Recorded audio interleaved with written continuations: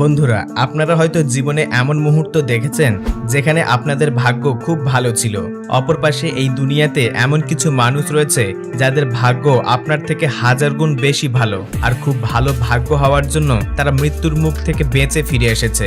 আমাদের আজকের ভিডিওতে আপনারা এমন কতগুলি সৌভাগ্যবান মানুষকে দেখতে চলেছেন যাদেরকে দেখে আপনি অবাক হয়ে যাবেন। তাই ভূমিকাতে আর একটাও মুহূর্ত সময় নষ্ট না করে চলুন আজকের এপিসোড শুরু করা যাক। জোরালো বৃষ্টির সময় খুব জোরে বাইক চালানো কতটা বিপজ্জনক এটা তো আপনারা প্রত্যেকেই জানেন।